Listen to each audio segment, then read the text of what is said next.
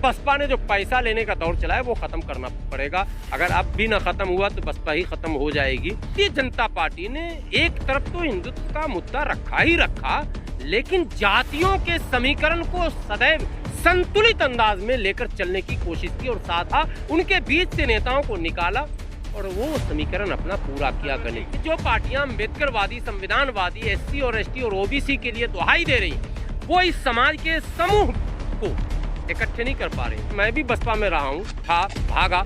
अगर पार्टी में रहते ना आज लूट लेते हम भी। शमशुद्दीन राइन लूट लिया ना जी। अब मैं माइक पर बोलूँ कि शमशुद्दीन राइन क्या हमसे बेहतर अम्बेडकरवादी हो सकता है क्या?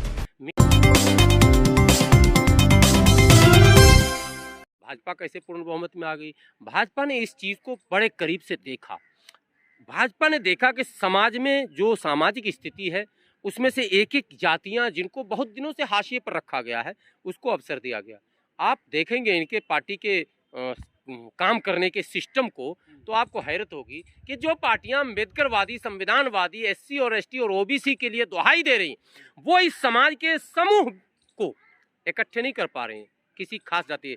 बहन जी पर आरोप है जाटव की पार्टी, एससी में कितनी पार्टियां हैं, और समाजवादी पार्टी पर आरोप है यादव की पार्टी, ओबीसी में कितनी पार्टियां हैं, और केवल समाजवादी और बसपा पर नहीं। ये आरोप लगातार बिहार चले जाए नीतीश कुमार पर, कोयरी कुर्मी की पार्टी, लालू जी पे यादव की पार्टी।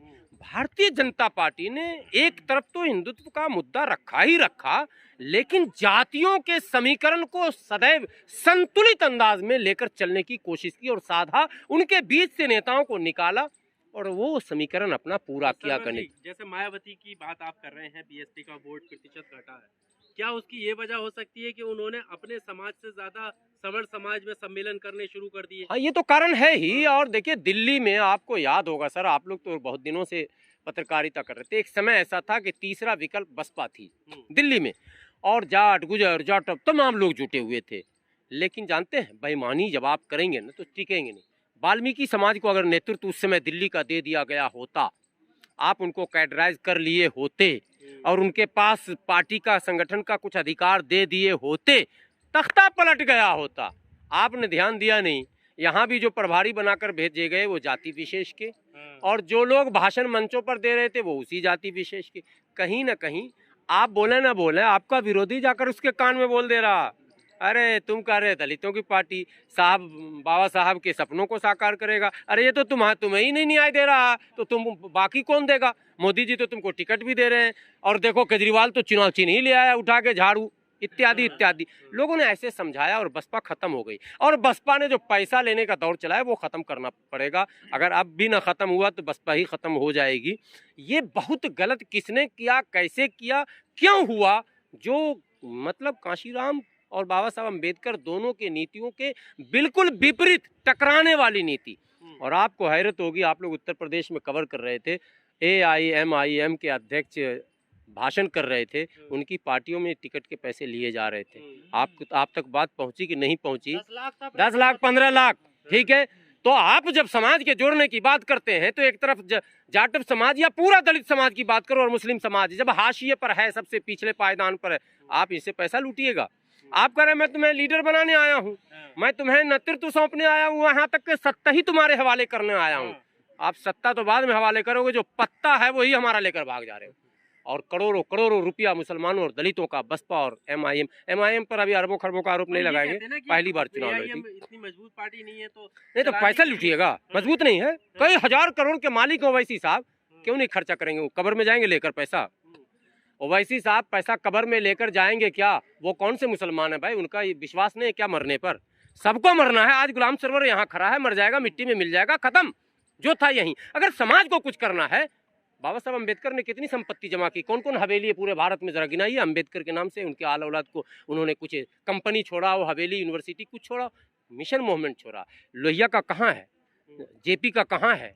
अरे जितने लोगों ने समाज में काम किया, आप छोड़ो ना दीनदयाल का कहाँ है, आप छोड़ो ना श्यामा प्रसाद मुखर्जी का कहाँ है।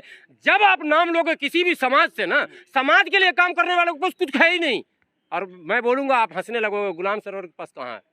15-16 साल से आप लोग देख रहे हो, ना दिल्ली में मेरा घर है, ना गांव में मेरा घर है। गांव में जो बाप का घर था वो सब गिरा हुआ, खपरा नीचे गिरा हुआ।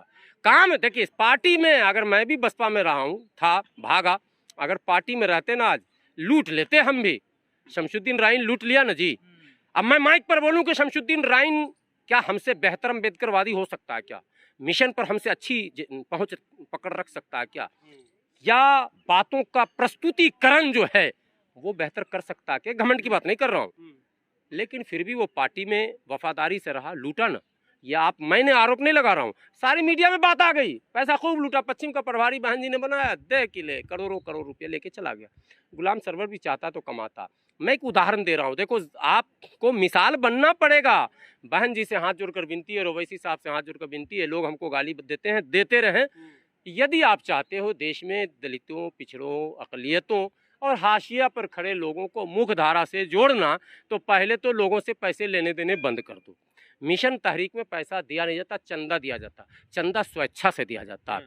समाज के कल्याण के लिए जो स्वेच्छा से धन आता है, वही धन आज आरएसएस कहाँ से चंदा, किसी से गोली गिरा के टिकट के नाम पे लिया जाता। आरएसएस तो पॉलिटिकल पार्टी नहीं ना थी जी।